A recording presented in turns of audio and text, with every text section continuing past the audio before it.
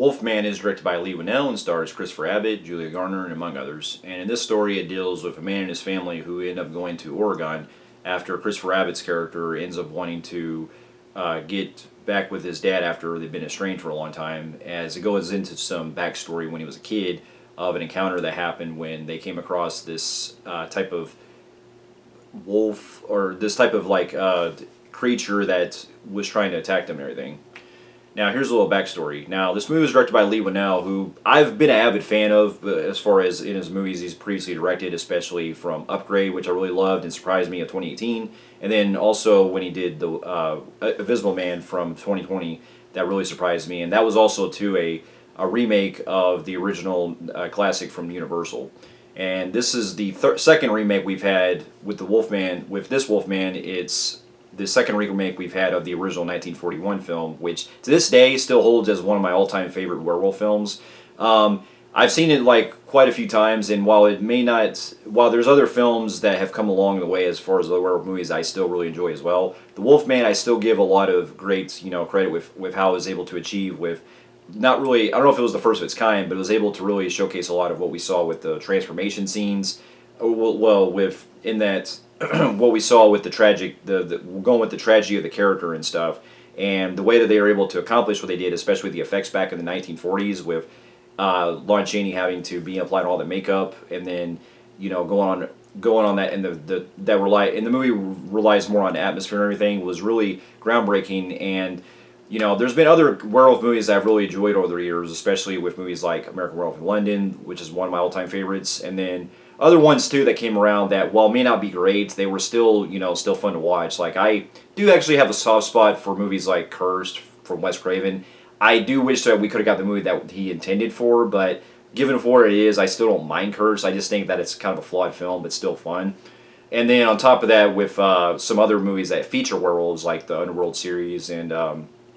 things like that. But when it came down to doing the remake of the Wolfman that came out in 2010, I got to be honest, I skipped that one in theaters. I actually blind bought it on Blu-ray, and I remember from last time I remember watching it, I liked it, but I can see that it could have been a lot better in some cases, because I really appreciate how they were able to be faithful to the original source material from the 40s and try to enhance some stuff in the storyline and everything. And the cast in this and that were all phenomenal too, especially with Benicio del Toro, Emily Blunt, Hugo Weaving, all that. I just think that there's a lot of things they really could have done a lot better with, especially with it relying too much on CGI. And the story could have been at more of a brisker pace, and there's some things that really could have fleshed out better with.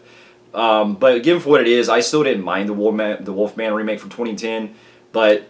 it just seems like we've been on this trend lately of seeing a lot of the classics coming back to do new adaptations, because after the Wolfman came out, it seems like they were going to be doing more of either doing more crossovers with the old days with the Universal monsters, or getting into other stuff, because then they try to do other things with Dracula Untold, and then they tried again in the 2017 reboot of The Mummy, which I thought was really bad, and it really it did no liberties, especially from the original film, and even from the Brendan Fraser movies. And so it seemed like around the time that we got to 2020, when Lee Winnell was already coming off of movies, I think he did, if I believe it correctly, he did Insidious 3, and then he also did Upgrade, which I really enjoyed. I haven't seen Insidious 3 or any of the sequels that he directed, but I have seen in Upgrade and also the remake of The Invisible Man, which really surprised me, and I really enjoyed that one a lot. It showcased that this is definitely the right talent involved, but I also heard that this was supposed to originally have Ryan Gosling in the role, and it was originally going to be directed by the guy that did The Place Beyond the Pines, which from what I've seen of that film, I enjoyed it, but I guess there was something else going on where Ryan Gosling had to leave due to either something else happened, but he got replaced by Christopher Abbott in this, and then the director was then replaced by Lee Winnell. And so going to the trailers, I could say that I was really interested where it was going, because the fact that they were really keeping the mystery of what the Wolfman looked like, I thought was really interesting, because until you see the movie. But I was kind of getting some skepticism, because they did kind of an early promotion recently that showed the actual, a figurine of the Wolfman, and gotta be honest, that did not look right, especially if it looking like the cousin of one of the Wrong Turn cannibals, or it looks like something out of the Wrong Turn movies and stuff. And so I was hoping that wasn't going to be the case for the actual final design we have for the film. But after upon seeing it, I can say that, well, this movie was decent, but I think that it could have been a whole lot better, especially given the talent involved and also the way that they were kind of playing into. And so, to get my pros out of the way, I thought the cast in this were really good. Christopher Abbott really is excellent in the role. You know, you really feel for the guy as he's just trying to do what's best for his family after they get attacked by this kind of weird type of creature that's basically like a wolf. And the movie deals more in the fact that you're seeing the transformation as it goes along, basically like a virus, because it ends up pretty much being kind of like more so that movie a few years ago called Antlers, where it was seeing the slow decay and feel of a person that's slowly turned into something very sinister. And I do like the direction they take with that, and I certainly see the premise that Lee Winnell was going for, in that they were trying to see what it's like seeing the actual decay and the actual stuff that builds into before we see the actual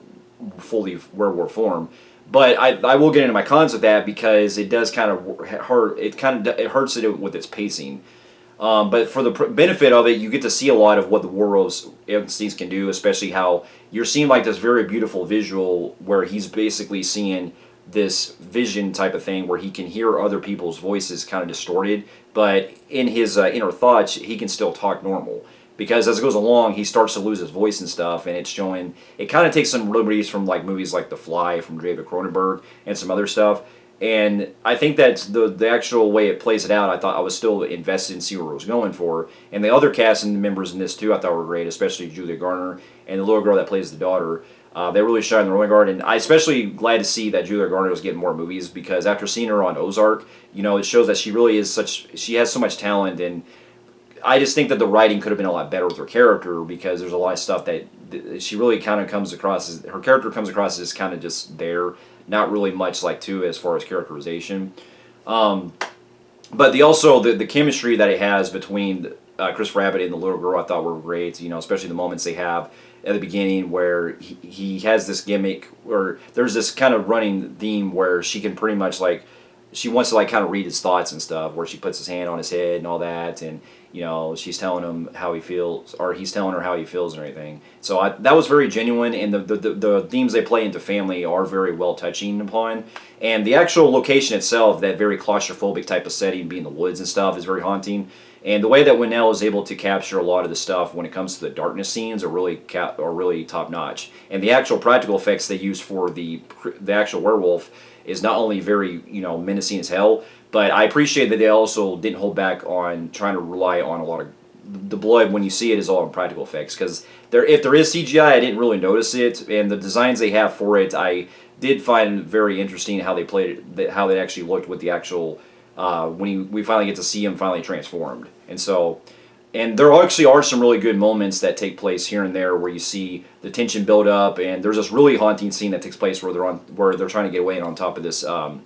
I think it's like a greenhouse or something, and the creature is trying to, the wolf is trying to get after him and everything. And so there are definitely some good suspenseful scenes throughout. I also really enjoy the super hearing that he can have, where he can pick up on like certain things, like when you're seeing this one part where he's going through the house and he's hearing like what sounds to be like the wolf outside, but it's actually like a spider walking around. But just that very like supersonic type of hearing that he has I thought it really worked well with the sound design.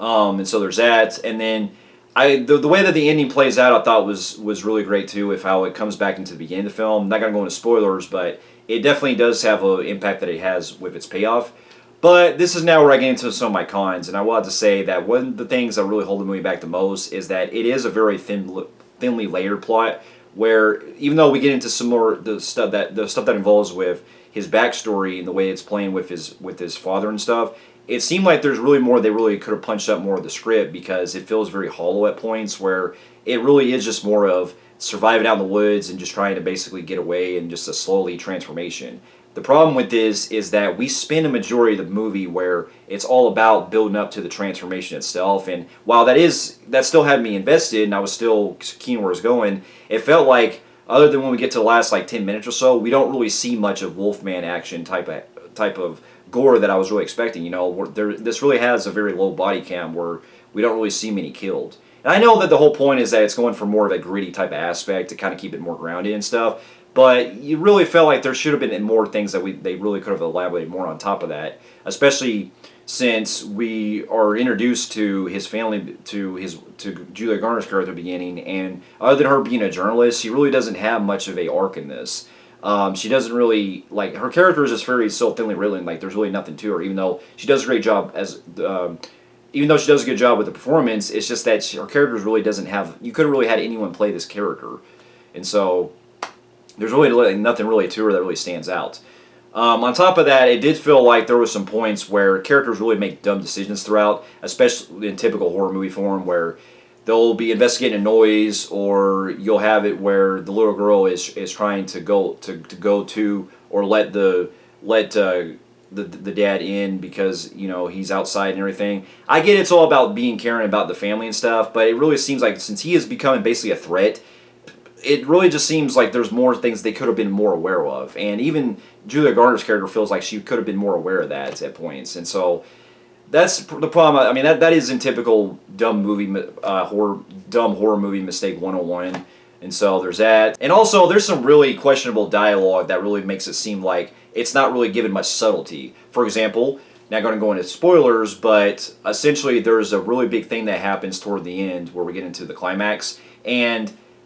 the movie actually takes its time for about a minute to actually spell it out to the audience. And I'm like, okay, we can see what's happening here. We don't really need to have characters repeat what's happening. You know what I mean? I really don't like when they do that because it doesn't really let you think when you're watching the film. You just have to let it play out. On top of that, there are some moments where it just seemed like some of the scares that come involved, they do feel a little too Blumhouse-ish at times, where you kind of see where it's coming at points. And while the atmosphere and the way it's shot and everything looks pretty cool, there's moments where it kind of makes you wonder, like, okay, I can kind of tell where this is going. And it really seemed like it just gets that whole gotcha moments that they don't overdo it, but when it happens, it does get a little annoying at points, especially when you can kind of see when the scares are coming. Like there's points where you can see where you'll see the actual Wolfman just standing there and just basically waiting for something to happen. It's like, okay, we really could have had something else where the way they played those certain scenes with that in, where he could either be behind you or coming up in different locations and stuff. And so there's more going into detail, but for a remake of the Wolfman, I really think that it could have been a lot better. But I still kind of put it on par with like the 2010 remake, where it's like it at least did something different, and I give them credit for trying to at least elaborate things. But I felt like there could have been a lot of things that really could have been a lot done better, especially given the talent involved. And so with that, I'm going to give it an average Joe on the Film Freaks meter. So for those of you who have also seen Wolfman, and also the original, and also the 2010 remake, let me know in the comments what you thought about it. And thank you so much for watching, and I'll see you in my next review. I'll see you later.